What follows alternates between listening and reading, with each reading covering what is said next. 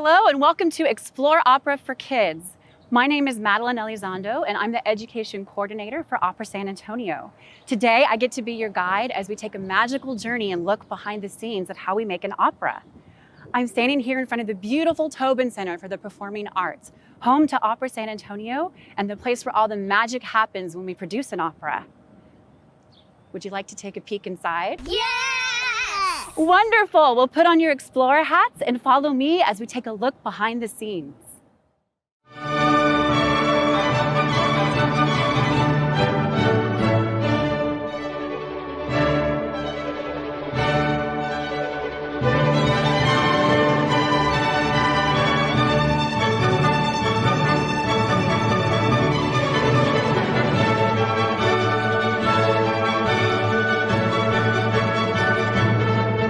Guess where I am?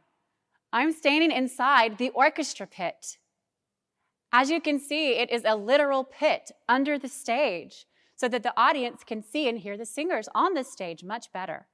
It also allows the singers on stage to have a better sight line to the maestro, which is the Italian word for conductor, who would stand right over here. Wow, can you see the view from here? As the maestro, you can see the entire audience, a full view of the stage and the orchestra. And look at this, what a treat. Look what I found. It's a score by the composer Mozart. Mozart is one of the most famous and well-known composers and was born in 1756.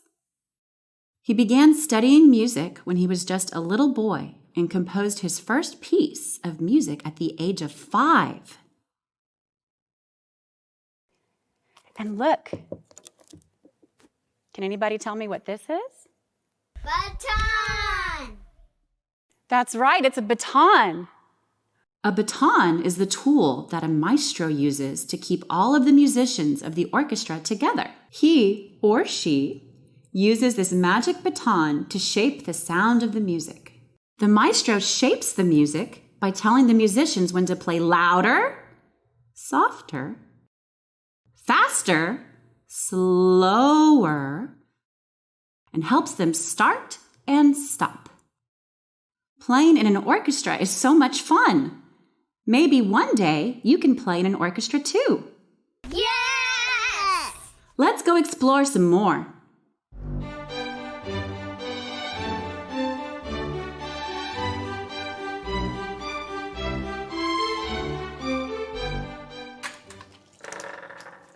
My goodness, what a treat. Hi, Lauren. Hi, Madeline. Come join me. Wonderful. Goodness, so what we have discovered is Miss E. Lauren Meeker, amazing stage director and now the general and artistic director for Opera San Antonio. She's sitting back here in one of our backstage artist dressing rooms. What a treat to find you, Lauren. It's a treat to be here. So what goes on in these backstage dressing rooms? So usually in these dressing rooms, artists, our conductors, our orchestra are getting ready before the show. And sometimes that means putting on makeup and costumes. And sometimes that means practicing your music. Wow, and is it pretty easy access to the stage from here? Oh my goodness, it's so easy. So we have 4 dressing rooms just up on this level alone, and there are tons more downstairs for our bigger groups like our chorus and our orchestra and the extras in the show. But all we have to do is sneak right outside these doors and we're on stage. Do you think you could show us what goes on behind the stage? Sure, I'd be happy to give you a tour. It's gonna be amazing. Would y'all like to come with us? Yes!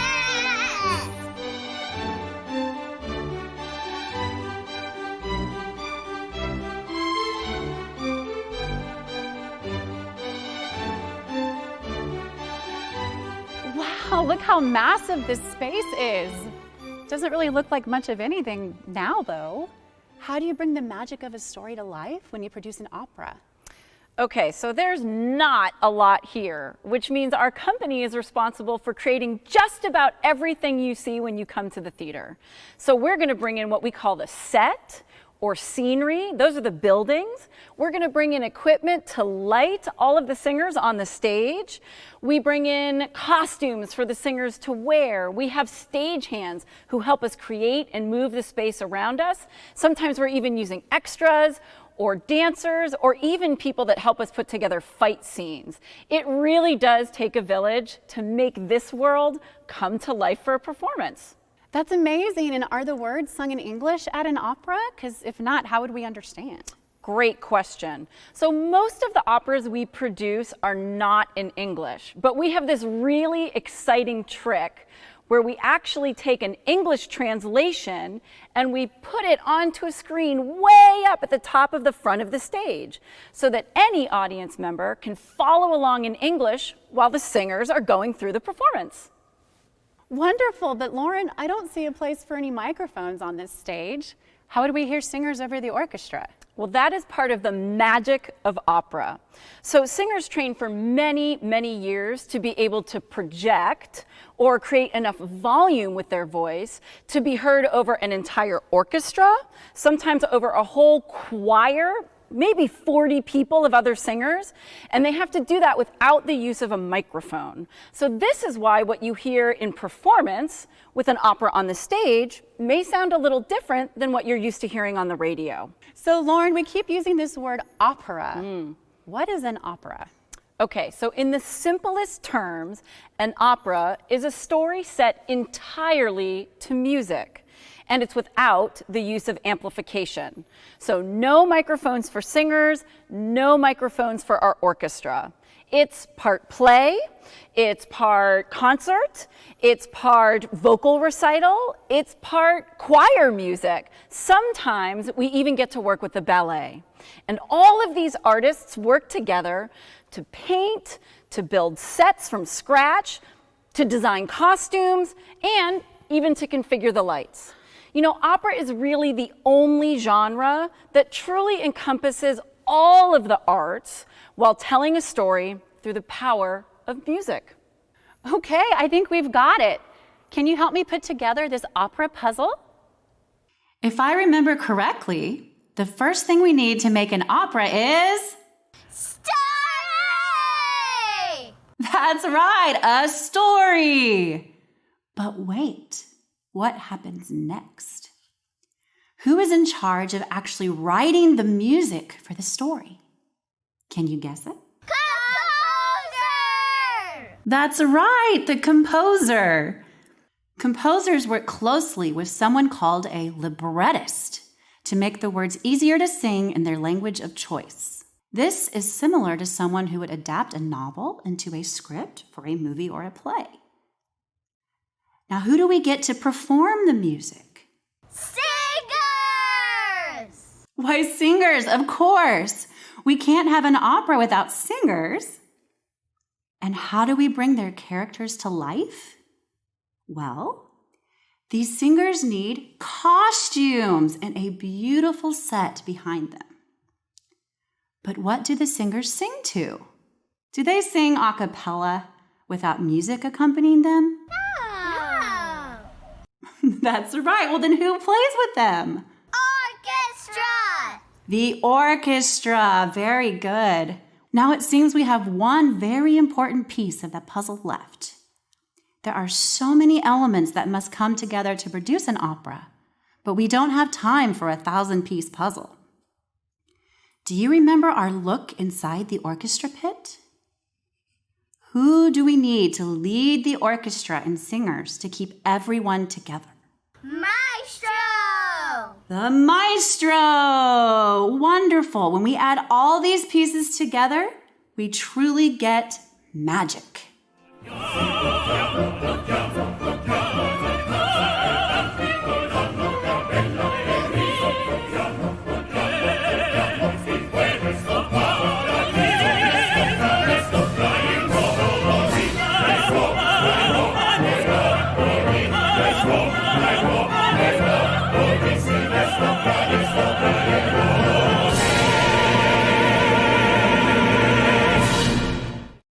And now I'd like to introduce you to Francesco Milioto, maestro and music director for Opera San Antonio. He's going to teach you a little bit about his duties as maestro and some famous popular Italian words we use in opera. Hi, everyone. As a conductor, it's my job to feel and paint musical pictures that are clear and easy to follow. Members of the orchestra, the chorus, and soloists all follow the beat I set with my magic conductor's baton. We like to use terms like presto and allegro for music that is in a fast tempo. And for music in a slower tempo, we can use terms like lento and adagio. These, along with many other terms, are carefully placed in the music by composers to let us know how fast or slow the composer's music needs to be performed. Now, here's what it looks like to conduct in a fast tempo. And this is what something in a slower tempo might look like.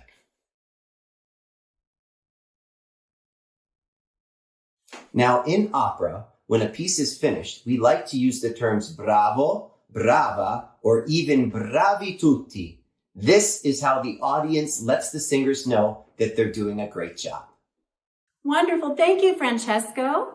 And up next, we have our first apprentice artist, Alexandra Sanchez.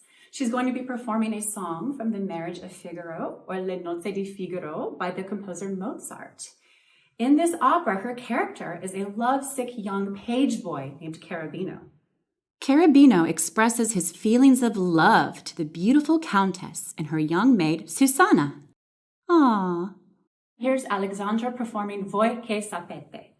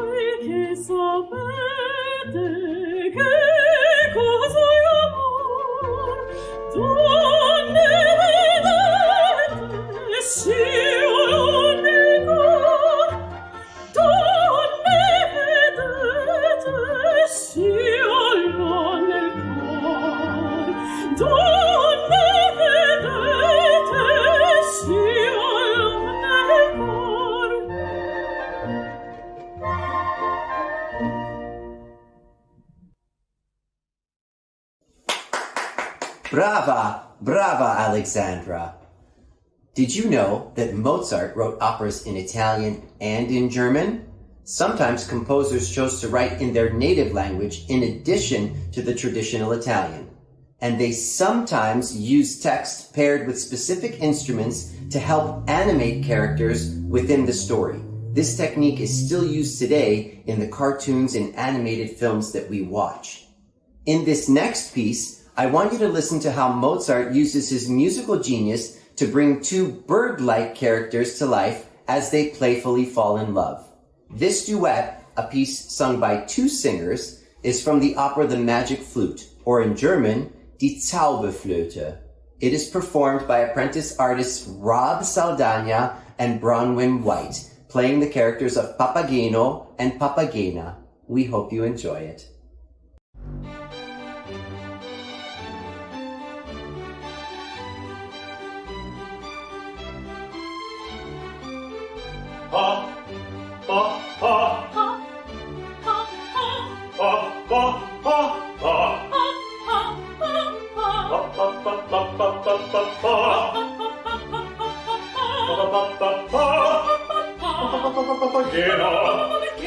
Bist du mir nur ganz gegeben? Nun so sei mein liebes Weibchen, mein liebes Weibchen, mein liebes Weibchen. Welche Freude wird das sein, wenn die Götter uns bedenken, unser liebe Kinder schenken, unser liebe Kinder schenken, so liebe kleine Kinderlein, Kinderlein, Kinderlein, Kinderlein, so liebe kleine Kinderlein, so liebe kleine Kinderlein, ist eine kleine Papageno, dann wieder eine Papageno, Papageno, Papageno, Papageno, Papageno.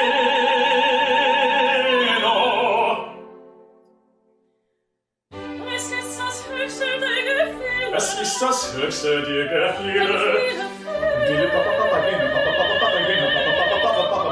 Papageno, der Eltern singen werden sein. Es ist das höchste der Gefühle. Wenn wir Papageno, der Eltern singen werden sein. Papageno, Papageno, Papageno, der Eltern singen werden sein. Papageno, Papageno, Papageno, der Eltern singen werden sein. Der Eltern singen werden sein. Der Eltern singen werden sein. Papageno, Papageno, Papageno, Papageno.